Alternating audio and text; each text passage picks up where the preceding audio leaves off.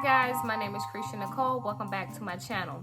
I came out into the garage where the old furniture is. My husband is converting it to whatever he's doing, but it's kind of quiet out here, and I just got home and he's blasting the television. So I came out here to do a video about what you guys need to know for all of you who are interested in becoming a nurse practitioner, meaning just things that you need to think about before choosing this career, and things you need to consider when you're applying to nurse practitioner programs. Is all kind of one and the same information. So the first thing you need to consider is what type of nurse practitioner you want to be. There are CRNA, nurse anesthetists, family nurse practitioners, adult health nurse practitioners, women's health nurse practitioners, midwives. So you need to figure out what track you want to be under. All those are different nurse practitioner tracks. That will help you to decide which school you're going to go to, because all universities do not offer this, all of these tracks or whatnot. I personally wanted to go back to FAMU. FAMU doesn't offer much. They offer one track, which is like adult gerontology, adult or older patients. And I wanted to be able to do pediatrics as well. So I had to not go back to the school that I wanted to go to, because they didn't offer the program that I wanted. And I wanted to be a family nurse practitioner. So with me being a family nurse practitioner, that means that I can take care of babies to geriatrics. It doesn't really matter. I'm using my computer. Sorry. So yeah, I didn't want to do pediatrics. Honestly, I work in pediatrics now. Never saw myself working in pediatrics, just because it's a bit different when working with children, because they can't tell you what's wrong. Typically, you have to just read the signs, and it's just so much. I remember working in the ER and just being like, oh my God, to take care of a kid, they're crying, and you don't know what's hurting or what it is. So I'm glad I'm at pediatrics, but I'm also glad that I can take care of adults. For those of you who are considering CRNA, nurse anesthetist, I suggest, and really this is anybody, go to a job board, meaning Indeed or Career Builder or Monster, and look at what they are asking for those job qualifications. Especially the ones that mention new grad, because when they mention new grad, they will tell you you had to have had so many years of critical care. Honestly, in order to get into a CRNA program, I haven't seen one yet that you don't have to have critical care, meaning you have to have worked in ICU for 2 to 3 years before the program will even accept you. So that's something to think about. If you are an RN and you're thinking about going to school for CRNA, you need to be looking for a job right now as an RN in the ICU if you're not already in the ICU. That is very, very, very important. You can't go to a critical care nurse practitioner program without having critical care experience, or acute care nurse practitioner program without having experience in critical care. There are very few programs that will accept your ER experience as critical care experience. That used to be a thing. That's no longer a thing. You have to work in ICU. Another program and I learned this through a coworker who got her master's in nurse informatics, because there may be some people that don't want to be nurse practitioners, but they want to go into another specialty as a master's prepared nurse. And that's the nurse informatics program. Real quick, a little blurb on that. You can graduate with your master's in nurse informatics. And I know for this particular nurse, the requirement to get a job in nurse informatics, mind you, she's graduated, she has a master's, she would have had to have at least 3 years of management experience.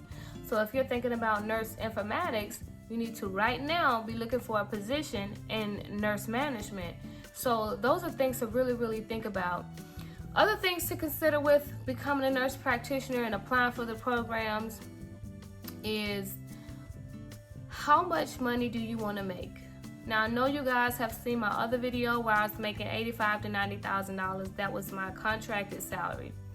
For some people, that's low. For Florida, that's normal. I was living in Maryland, but I was hired by a Florida company. I am from Florida, so to me, $85,000 to $90,000 a year is totally fine. Now, but our cost of living is not the same as, say, Maryland or California or New York, so I get it. But you do have to consider, how much pay do I want to make? If you are getting into, let's say, I don't know, family nurse practitioner, there's so many family nurse practitioners out there that you may not make top dollar. You may not. You're gonna make good money regardless, but you may not make top dollar. But let's say you decided money is the most important thing to you, which is awful. I'm sorry if it's awful if you think that. But you could specialize in be a psychiatric nurse practitioner. Psychiatric nurse practitioners are in high demand right now. They are paying crazy money for psychiatric nurse practitioners. If money is a super big thing to you, become a certified registered nurse anesthetist, the CRNA, because those are the absolute top paid nurse practitioners. They make over $150, like for sure. Starting out, they make great money. And if you are a nurse practitioner that doesn't mind working, and you'll work a part-time and maybe a full-time and maybe a part-time job, you can definitely clear $200,000 a year. And I know this is true because I know people who do it. So, and this is another thing. When you become a nurse practitioner, put it in your mind. Number one, you are not going to be rolling in the dough on your first year or two of trying to gain the experience. You go from maybe an expert registered nurse to a novice nurse practitioner, meaning that you may be at the top of your game as an RN, but you are now right back at the bottom, and nobody's going to pay a novice nurse practitioner the same amount of money as an expert nurse practitioner. So you have to kind of basically really work hard, learn as much as you can learn, and earn that money. I really don't want to dwell too much on pay, just because it is not everything.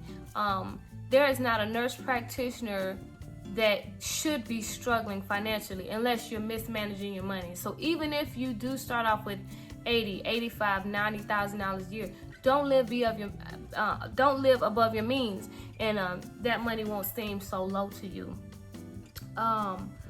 Let's see, another thing to consider when becoming a nurse practitioner is the cost of the school.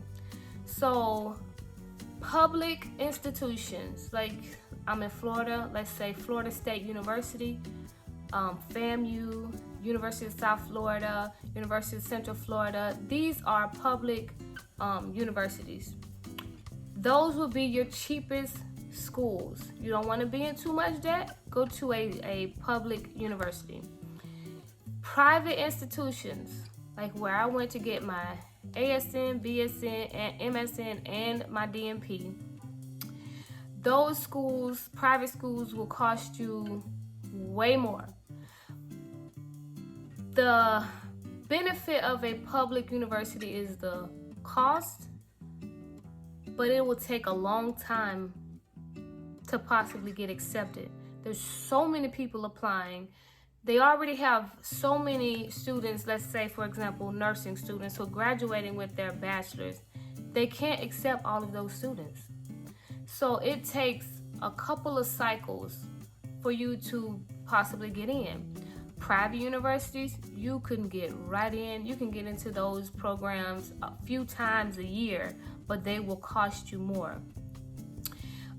Another thing to consider is, do I want to be an online student or do I want to go on campus? You have to know yourself in order to answer that. I did my BSN, MSN, now I'm doing my DNP online. Now, if you're a person that needs to have an instructor in front of you, live right there, you need to go on campus. If you're a person who can be very disciplined and you can get it done and just know you have access to the teachers, then you can do online. I do online because I'm a mom, I have children, I work full time. I cannot dedicate that type of time driving to a school and sitting in a class. I just can't do that. I can't. Maybe when I was in my 20s or something before I had children, then maybe I could, but at this point in time in life, I can't. The con to going online is you do miss out on some of those hands-on labs and education. With my school, we had one weekend where we flew out to the school, and this is required, and we did do different workstations where you learn how to do different orthopedic exams, pelvic exams on women, digital rectal exams on men. We learned these things during that weekend. But if you were going on campus to a university, you could possibly learn more, like suturing. I wasn't taught suturing at my school. You could learn how to remove a toenail, which may not seem important to some people, but if you plan on working ER or something like that, that is an important skill that you will need to know, because you will be, expected to remove a toenail possibly. And if you go on campus, you're more likely to get those different skills. Being that I'm an online student, to get those skills, I have to pay out of my own pocket for an advanced practice workshop, basically, where I go pay somebody $1,000 or close to $1,000 to learn suturing, knee injections, removing a toenail, just different things like that. So it has to come out of my pocket. Mind you, the university, online universities, 9 times out of 10 are private, so you're going to pay more, and then you're going to graduate and still have to pay for certain skills. I know that sounds bad, but there are people who may have graduated with their bachelor's the same time I did, and they have not finished because they're still waiting to get accepted, while I personally am working as a nurse practitioner and I am done. So those are things to think about. Those are really important things to think about. I had written down a lot of this information yesterday, and I think I deleted it, so I'm pretty sure there's probably something else that I really want to add to this video, and I just can't think about it right now. So if I think of any extra tips or anything that I feel like you need to consider, sorry guys, a phone call just came through and I am recording this with my phone. So if I think of anything else, then I will add it in the description box below. And so please, if you make it to the end of this video and you feel like there's something that, additional that I didn't say in the video, or you want to know, just check the description box because I added in there. And please ask your questions. I do try my best to address every single comment, even if it's just putting a little heart on the comment, and reply to everybody, because I'm not a big channel, as you guys can see, and I do have time for each and every one of you guys. So just give me some time, and I do try to answer all of your questions, because again, I'm not a big channel. I'm a real person, and I really love nursing. All of my videos are not going to be on nursing. They aren't all on nursing as it is, but I know how important it is, and you want those resources. So I will talk to you guys later, because I do have to return that call. Don't forget to like, comment, and subscribe. Thank you guys so much for all of the new followers. It's been it's really shocked me. I think one of my video about how much I got paid must have been promoted, because I got so many followers. And I do appreciate you all. I would try not to look so busted in all of my videos, but I just be so tired, y'all. I be so tired working 6 days a week, being a mom, and just being a student, been trying my best to be a good wife. So I be tired sometimes. So again, like, comment, subscribe. See you guys in the next video. Bye.